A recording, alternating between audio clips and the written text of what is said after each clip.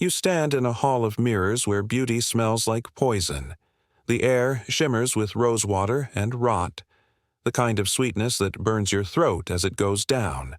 Every face here gleams white as marble, but if you look closer, you'll see the cracks, tiny, glistening fissures where flesh remembers it is mortal. Before we begin, take a breath if you dare. Around the world, from Lahore to Lisbon, from the glow of your phone screen to the hush of midnight rooms, we are gathering to peel back history's powdered mask. If you love unearthing the forgotten truths of royal life, the secret filth behind the diamonds, then like this video, subscribe, and tell us in the comments, where are you watching from? It's strange, isn't it? How one story can travel centuries and continents, carried not by perfume, but by curiosity. The year is 1570. In the private chamber of Elizabeth Tudor, a mirror framed in gilt leans toward candlelight. The queen sits still, her red hair pulled taut, her ladies brushing a pale paste across her cheeks, Venetian ceruse, the most prized cosmetic of Europe. It glows like moonlight, smooth as ivory. Beneath it, her skin blisters. Lead salts and vinegar seep into her pores, whitening her flesh while leaching her life. The courtiers whisper that her face never changes, that she is ageless. But the truth is crueler. Every layer hides a wound. "Majesty," murmurs a maid, "shall I fetch more powder?" Elizabeth's eyes flicker toward the mirror. "Yes," she says softly. "Let England see no weakness." Each morning she paints sovereignty onto herself, power distilled into pallor. In a court where men measured worth by the stillness of a queen's face, every crack was treason. She could not age, could not sweat, could not wash away her armor. The sweet scent of lavender oil masked the metallic tang of corrosion. Behind her image of divine grace was a woman dissolving slowly in her own disguise. Across the channel, a century later, another queen drowned herself not in lead, but in fragrance. Versailles, an empire of scent and filth. Marie Antoinette's chambers bloomed with orange blossom, jasmine, tuberose, and ambergris. She owned hundreds of bottles, each crafted by the perfumer Jean-Louis Fargione, whose task was not to delight but to conceal. Beneath the silks, the royal body was seldom washed. Water was thought to invite sickness, and linen shifts, changed daily, were believed to draw out impurities. Perfume was her bath, her armor, her crown. In the air, roses fought with human musk, the corridors breathing sweetness and decay. Servants carried silver pomanders filled with clove and cinnamon to ward off the odor of unwashed flesh. The palace smelled like paradise to those who'd never been close enough to know it was built on rot. One night, as gossip of revolt drifted through the gilded halls, Marie leaned toward her mirror, pressing a vial of jasmine against her wrist.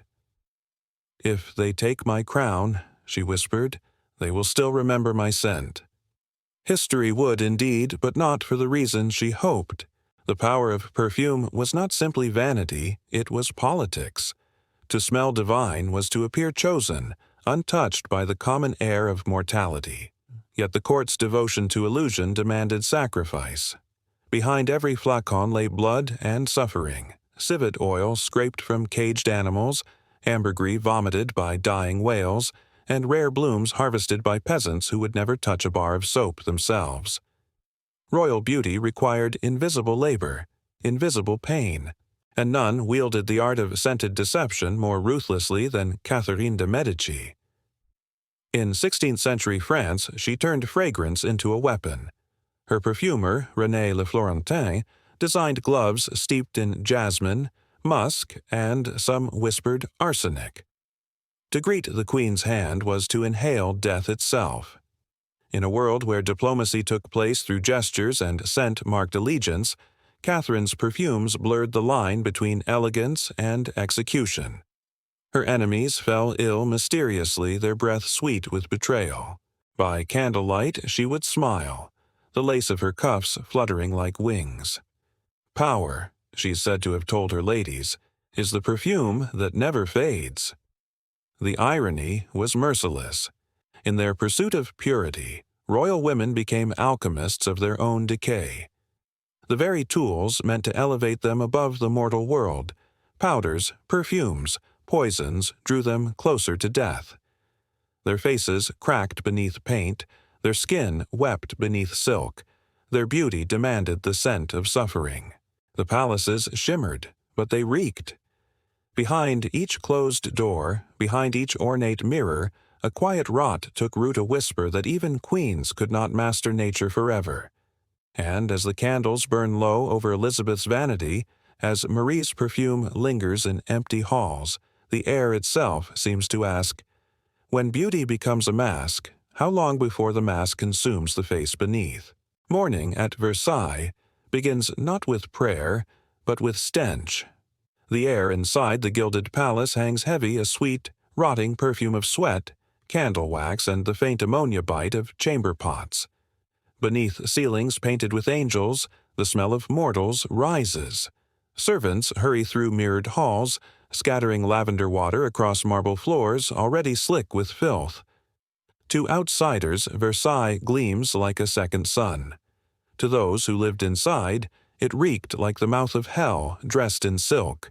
Louis XIV, the Sun King, rises at dawn to the rustle of brocade and ceremony. His bedroom becomes a stage, ministers, dukes, and bishops crowding to witness the sacred act of waking. The curtains part, and there he lies, radiant in lace, his powdered face immaculate. Yet the royal ritual of cleanliness involves no water. His valet, with solemn precision, wipes the king's body with fine linen soaked in alcohol and amber essence. This dry cleaning, as the court called it, replaced the sin of bathing. To wash too often, physicians warned, was to open the body to disease. Purity, in their eyes, meant remaining sealed. "Fresh as the morning, sire," says the valet. Louis glances toward the perfumed cloths, now gray with residue. "Fresh," he replies, "is a matter of perception." Each day, the ritual repeats a dance of illusion performed for a watching court. The palace's thousands of residents follow suit, sponging faces, dabbing scented oils into wigs, changing linen but never scrubbing skin. Water was for peasants and laundresses, not gods in human form. Versailles, from afar, shimmered with order. Inside, it was a labyrinth of odor and infestation.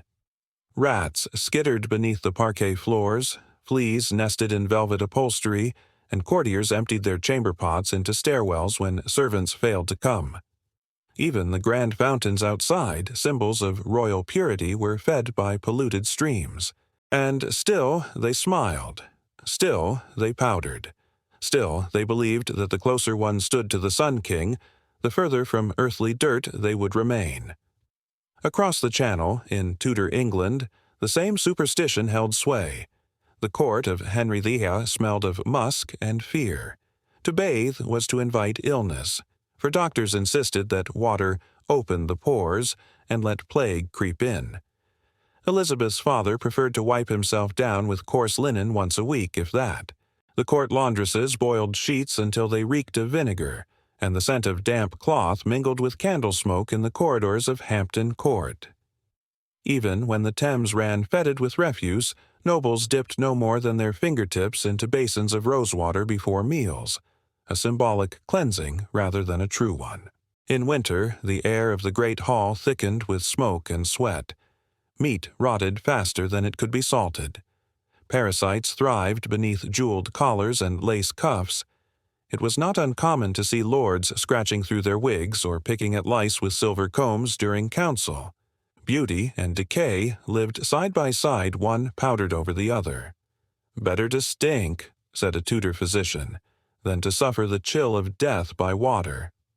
Bathing was a sin of vanity, a sign of moral weakness. Filth, paradoxically, was proof of virtue. So long as the face remained pale and perfumed, the body beneath could rot unseen. Far to the east, in the palaces of the Russian Tsarinas, a different kind of superstition ruled. There, water was not merely feared, it was forbidden. During pregnancy, royal women were told that washing would cause miscarriage, that steam or cold air could enter the womb and harm the unborn heir. Months passed without cleansing. The smell of sanctity became indistinguishable from decay. Gilded rooms grew sour with the scent of confinement of hair unwashed, of linens unlaundered, of sweat soaked into fur-trimmed gowns. Servants burned incense to drown the odor, crossing themselves as they entered chambers where the air shimmered with invisible rot.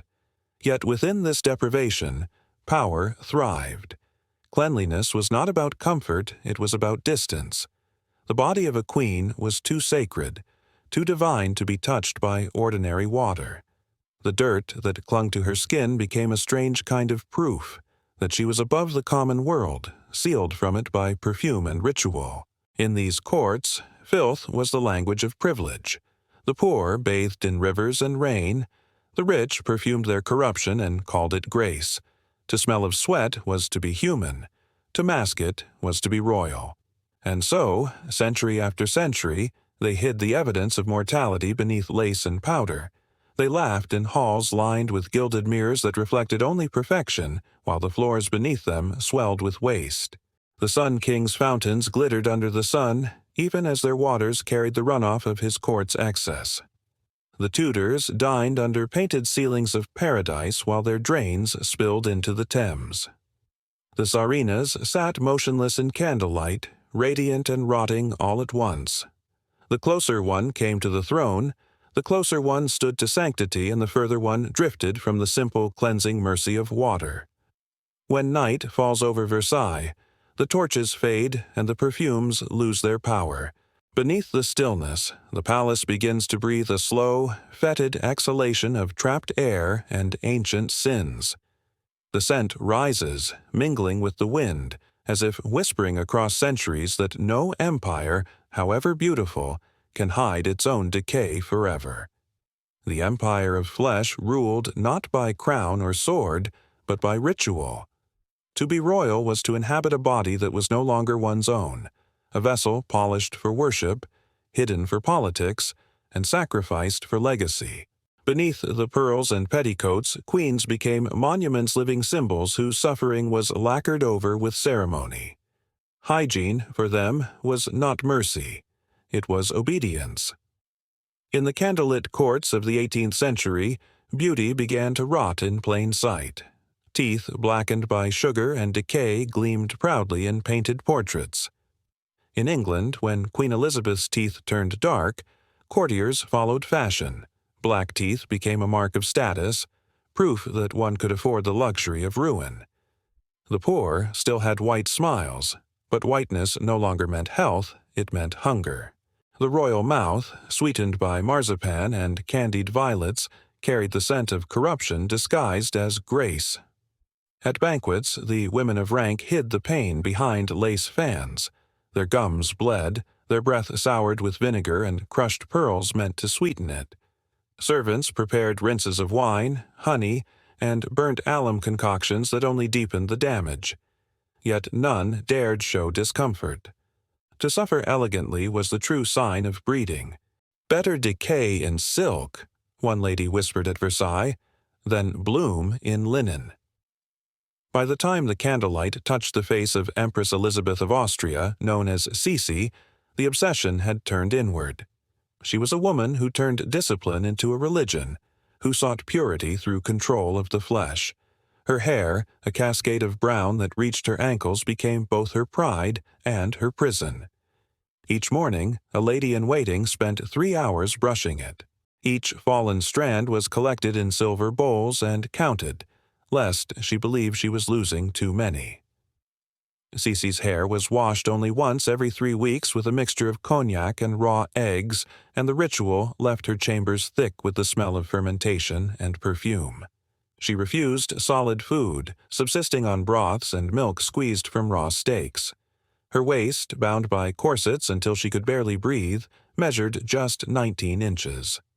The Empress transformed herself into an empire of restraint, her body a map of submission disguised as beauty. At night, She walked her palace corridors barefoot, haunted by the knowledge that her own reflection was her fiercest enemy. To be admired was to be consumed. To be perfect was to vanish beneath the weight of expectation. "Mirror," she once murmured to her attendant, "why must I see myself through others' eyes?" In her mirrors, the empire was cracking. The body that symbolized divine purity had become a cage, one that tightened with every century.